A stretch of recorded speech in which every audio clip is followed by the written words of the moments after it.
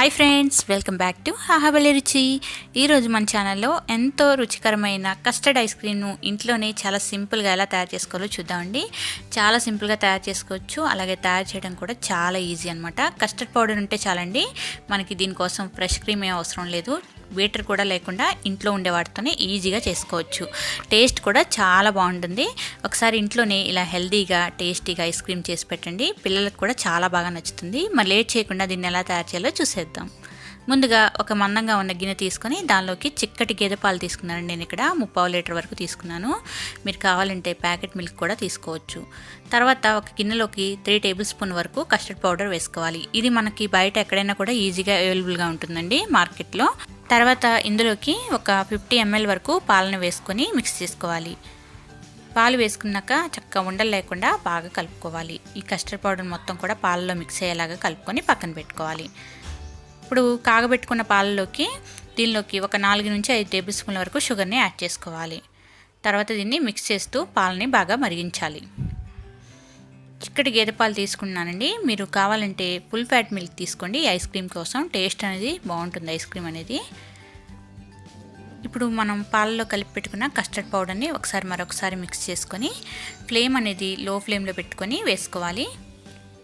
ఒకేసారి వేస్తే మనకి గడ్డ కట్టేస్తుందండి, అందుకని కొంచెం కొంచెంగా వేసుకుంటూ మిక్స్ చేసుకోవాలి. ఒక 3 నుంచి 4 నిమిషాల పాటు మీడియం ఫ్లేమ్లో ఇది చక్కగా దగ్గర పడేంత వరకు ఉడికించుకోవాలి. త్వరగానే చిక్కపడుతుందండి. ఇక్కడ ఉండలు అనేవి లేకుండా చక్కగా మిక్స్ చేస్తూ కలుపుకోవాలి. ఇలా చిక్కబడ్డాక స్టవ్ ఆఫ్ చేసేసుకొని దీన్ని పూర్తిగా చల్లారబెట్టుకోవాలి. మధ్య మధ్యలో ఇలా మిక్స్ చేస్తూ చల్లారబెట్టుకోవాలి. ఇలా పూర్తిగా చల్లారిన దాన్ని మిక్సర్ జార్లోకి వేసేసుకోవాలి. మొత్తం మిక్సర్ జార్లోకి వేసుకొని మూత పెట్టేసుకొని దీన్ని బ్లెండ్ చేయాలి.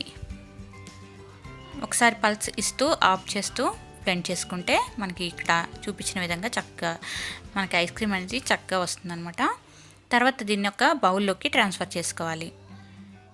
దీన్ని మరొకసారి మనం గ్రైండ్ చేయాలండి, కాబట్టి మూత పెట్టేసుకొని ఒక 4 to 5 అవర్స్ పాటు దీన్ని ఫ్రిడ్జ్లో పెట్టాలి. నేను ఇక్కడ 4 అవర్స్ తర్వాత దీన్ని తీసాను. మళ్ళీ దీన్ని తీసుకొని జార్లోకి వేసుకోవాలి. ఇలా మొత్తం జార్లోకి వేసుకున్నాక నేను ఇక్కడ ఫ్రెష్ క్రీమ్ ఉంటే మీ దగ్గర ఫ్రెష్ క్రీమ్ కూడా వేసుకోవచ్చండి.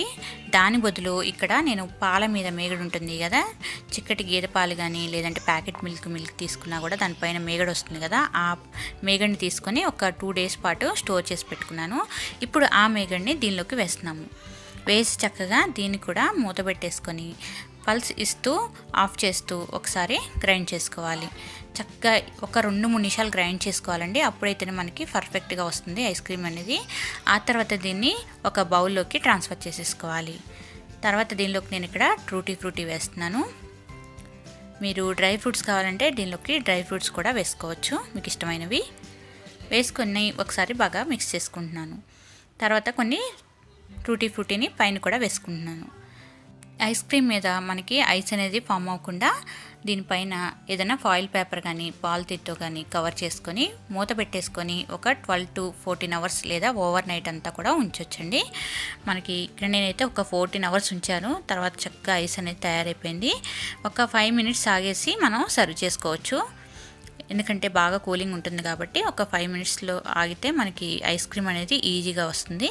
ఐస్ క్రీమ్ స్కూప్తో కానీ లేదంటే ఏదైనా స్పూన్ లాంటిది ఉంటుంది కదా, గరిటె లాంటిది, దాంతో కూడా మీరు ఐస్ క్రీమ్ని తీసుకోవచ్చు.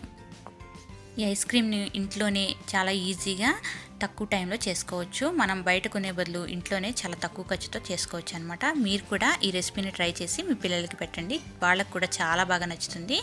మీకు కనుక ఈ రెసిపీ నచ్చినట్లయితే లైక్ చేయండి, షేర్ చేయండి, కామెంట్ చేయండి. మరిన్ని వెరైటీ అండ్ టేస్టీ రెసిపీస్ కోసం మన ఛానల్ని వెంటనే సబ్స్క్రైబ్ చేసుకోండి. Thank you for watching.